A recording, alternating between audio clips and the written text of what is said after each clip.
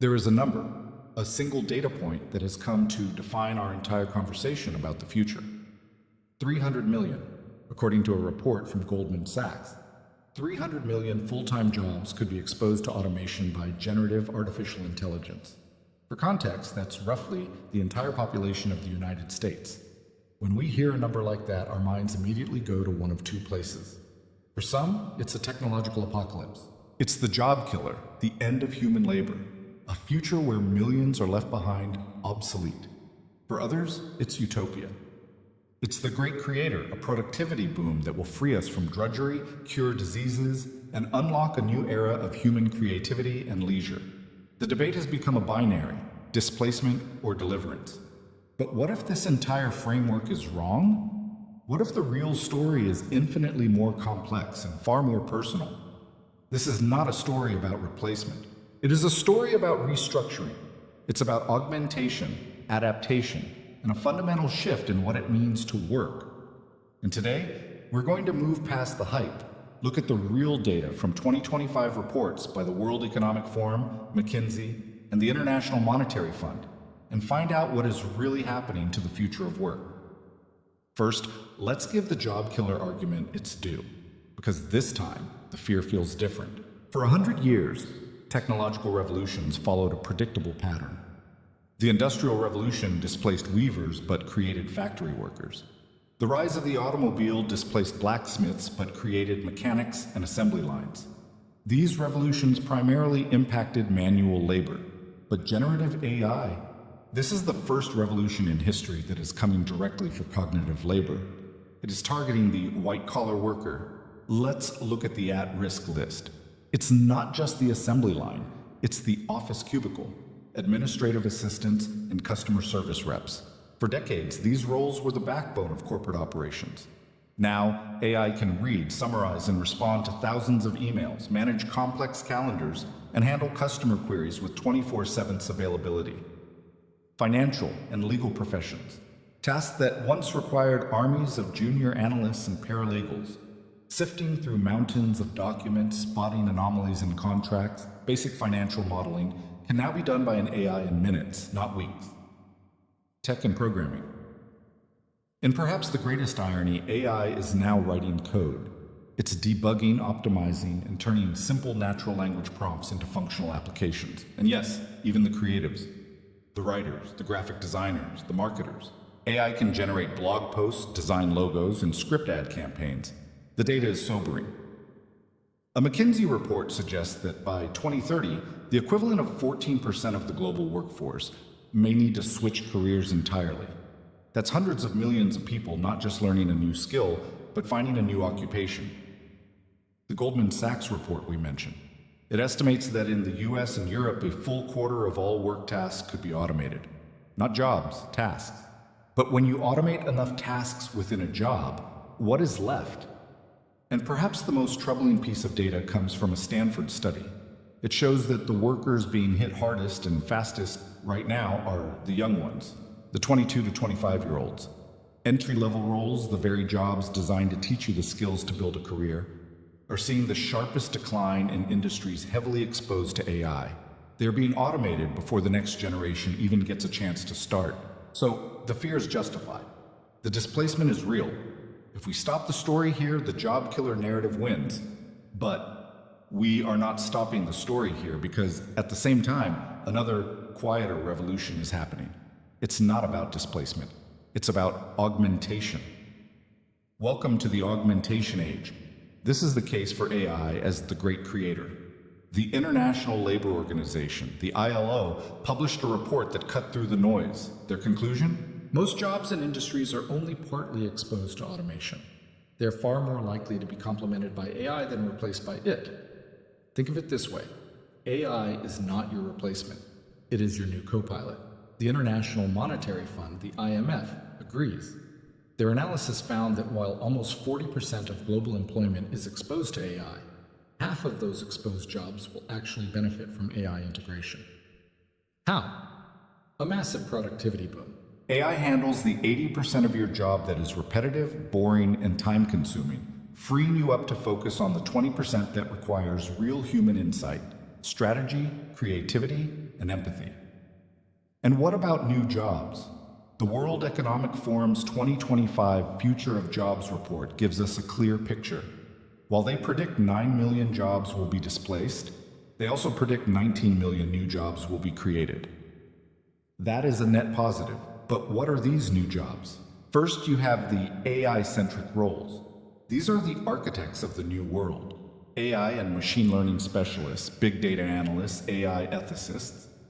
These are the people who build, maintain, and steer the technology. Second, you have the human-in-the-loop roles.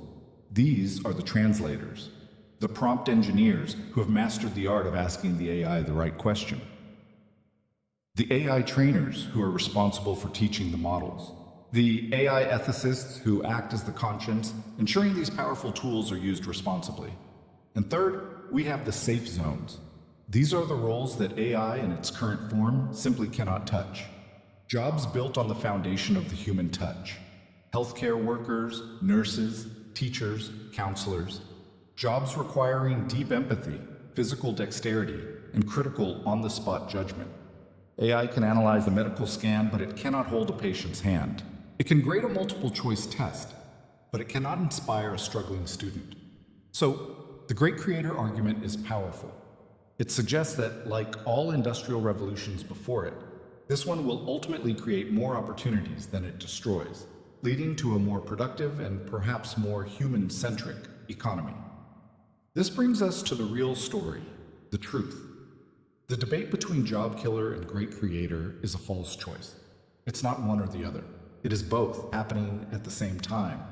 And this leads us to the real single biggest challenge of the next decade. It is not a crisis of job loss. It is a crisis of skills mismatch. We've heard this panic before. When the automobile was invented, people panicked about the great horse manure crisis facing cities, and what would happen to the millions employed in the horse trade. When the internet and the dot-com bubble arrived, we heard the same fears. In every case, the panic was real, but the outcome was transformation.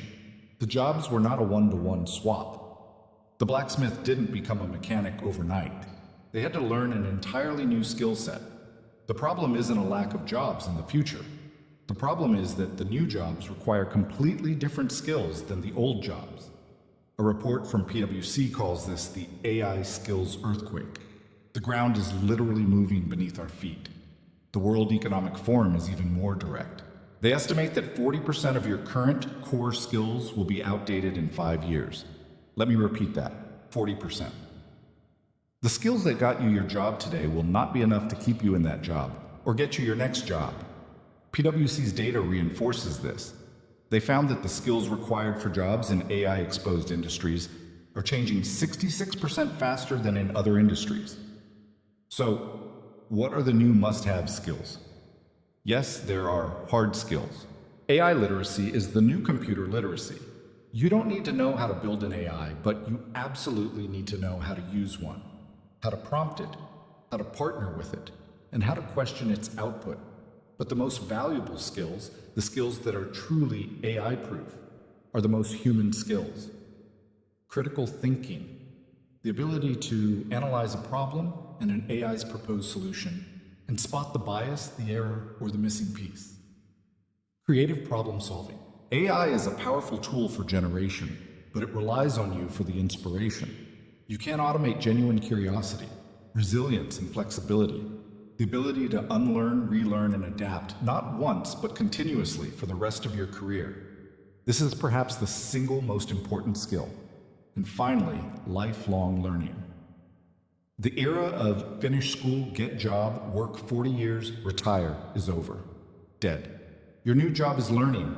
The market is already sending a crystal clear signal. That same PwC report found that workers who have AI skills on their resumes are already commanding a 56% wage premium over their peers. The market is not rewarding people for what they know. It is rewarding them for how fast they can learn. It's not a job killer. It's a reskilling imperative. Let's make this tangible. Let's move from the 30,000-foot view of reports and data and look at ground zero. Case study 1, the transformation of the content writer. Meet Jane. 3 years ago, Jane was a successful freelance content writer. Her job was 80% writing, 20% research and client calls. She would get a topic, spend 2 days researching and writing a 2000-word article, and send it off. Today, generative AI can write that 2000-word article. And in the beginning, Jane was terrified. But Jane's job didn't disappear. It transformed. Today, her AI partner writes the first draft. Her job is no longer 80% writing. Her job is now 20% prompting the AI and 80% strategic editing, high-level fact-checking, injecting unique brand voice, and optimizing the content in a way the AI can't. She's not just a writer anymore. She is a content strategist and an AI editor. She produces 5 times more content than she used to, her quality is higher, and her value to her clients has never been greater. She wasn't replaced, she was augmented.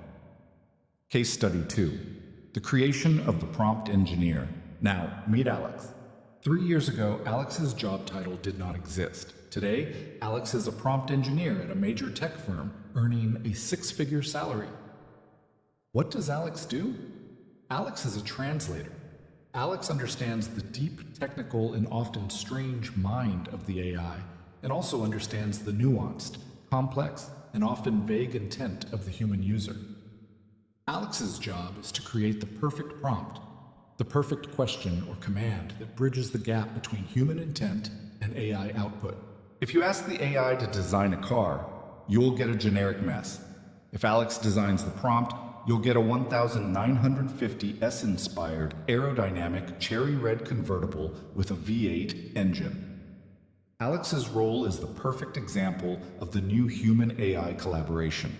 It is a job that only exists because of AI, and requires a unique blend of technical skill, linguistic creativity, and psychological insight. Jane and Alex are the future of work. One adapted. The other was created, but neither was left behind.